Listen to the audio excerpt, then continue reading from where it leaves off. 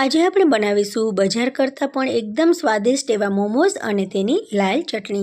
તો ચાલો પહેલાં ચટણી બનાવીએ। તો આ માટે મેં 3-4 સૂકા મરચાંને રાતે પલાળી દીધા હતા। પલળી ગયા પછી આપણે તેને મિક્સી જારમાં નાખી દઈશું। થોડાક આ રીતે ટમેટાં કટ કરીને નાખવાના છે અને તેને મિક્સી જારમાં ક્રશ કરી અને આ રીતે પેસ્ટ બનાવી લેવાની છે। હવે થોડુંક તેલ ગરમ કરી અને તેમાં આપણે લસણ અને આદુની પેસ્ટ નાખીશું। આ રીતે આ પેસ્ટ થોડીક સંતળાઈ જાય પછી તેમાં આપણે જે પેસ્ટ બનાવી છે ટમેટાં અને લાલ મરચાંની તે નાખી દઈશું। ગેસની ફ્લેમ અહીંયા ધીમી રાખીશું। થોડુંક તેમાં પાણી એડ કરી દઈશું। હવે થોડુંક ગરમ થઈ જાય આ પેસ્ટ પછી તેમાં આપણે લીંબુ નાખી દઈશું। સ્વાદ પ્રમાણે મીઠું નાખી દઈશું। અડધી ચમચી જેટલો ગોળ નાખી દઈશું। હવે તેને આપણે ઉકળવા દેવાનું છે। તો અહીંયા આ ચટણી છે તે એકદમ સરસ મજાની ઉકળી અને તૈયાર થઈ ગઈ છે। જેમ જેમ આ ચટણી ઉકળશે ને તેમ તેમ તેની ક્વોન્ટિટી ઘટશે અને તે ઘટ થતી જશે। તો અહીંયા લાલ ચટણી આપણી બની અને તૈયાર થઈ ગઈ છે। હવે આપણે અહીંયા એક કોબી લીધી છે અને 2 ગાજર લીધા છે। ગાજરના નાના ટુકડા કરી અને મિક્સી જારમાં તેને નાખી દઈશું અને આ રીતે એકદમ ઝીણું ક્રશ કરી લેવાનું છે। તેને એક થાળીમાં નાખી દઈશું।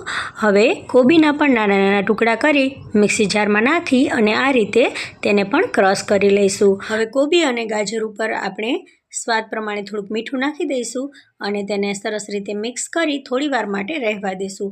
અહીંયા હું 10 મિનિટ જેટલા ટાઈમ માટે આ બંને વસ્તુઓને એમનેમ રહેવા દઈશ જેથી તેમાં રહેલું જે પાણી હોય તે બહાર નીકળી જાય। હવે ત્યાં સુધીમાં આપણે મોમોઝનો લોટ બાંધી લઈએ। તો અહીંયા મેં મેંદાનો લોટ લીધો છે તેને આપણે ચાળી લઈશું। કોઈ પણ લોટ વાપરીએ તો તેને ચાળવો ખૂબ જ જરૂરી છે। એટલે કે અડધી ચમચી જેટલું તેમાં તેલ નાખી અને થોડું થોડું પાણી નાખતા જઈ અને મીડિયમ પ્રકારનો લોટ બાંધી લેવાનો છે। તો અહીંયા લોટ બંધાઈ અને તૈયાર થઈ ગયો છે। લોટને એકદમ સરસ મજાનો આપણે આ રીતે બાંધી લઈશું અને તેને થોડી વાર માટે ઢાંકીને રાખી દઈશું। હવે જે આપણે ગાજર અને કોબીને ક્રશ કર્યા હતા તેમાંથી પાણી છૂટું પડી ગયું છે। તેમાંથી બધું જ પાણી આપણે એકદમ દબાવી અને કાઢી લેવાનું છે। જો તમે આ રીતે મુઠ્ઠી વાળીને બધું જ પાણી કાઢવા માંગતા હોય તો તેમ પણ કાઢી શકાય અને આ રીતે ગળણીમાં આપણે જે ગાજર અને કોબીનું ક્રશ કર્યું હતું તેને આ રીતે દબાવીને પણ વધારાનું પાણી કાઢી શકાય। તમને જે પણ રીતથી અનુકૂળ આવે તે રીતનો ઉપયોગ કરીશું। અહીંયા બધું જ પાણી નીકળી ગયું છે। આ પાણી ખૂબ જ પૌષ્ટિક હોય છે। તેનો આપણે લોટ બાંધવામાં કે પછી શાકમાં પણ ઉપયોગ કરી શકીએ। હવે આમાં આપણે નાખીશું અડધી ચમચી કાળા મરીનો પાવડર એટલે કે તીખાનો ભૂકો। થોડોક આપણે તેમાં મેગી મસાલો પણ નાખી દઈએ। તમને મનગમતા સ્વાદ પ્રમાણે તમે વસ્તુઓ નાખી શકો।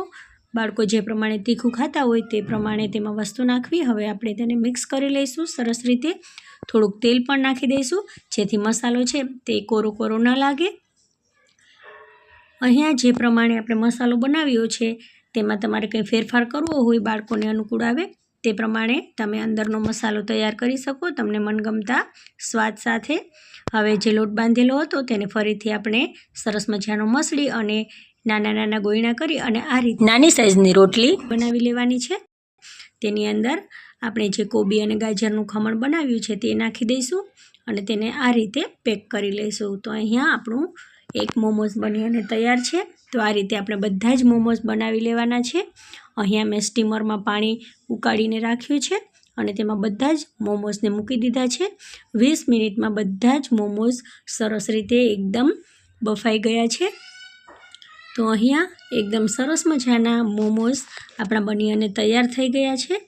તો આ રીતે તમે જો ઘરે મોમોઝ બનાવવા માંગતા હોય તો ખૂબ જ સરળતાથી બની અને તૈયાર થઈ જાય છે। ચટણી પણ એકદમ સ્વાદિષ્ટ બને છે।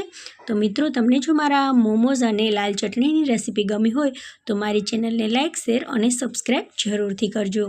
Thank you for watching. મળીએ નવી રેસીપી સાથે। ત્યાં સુધી બાય, ટેક કેર।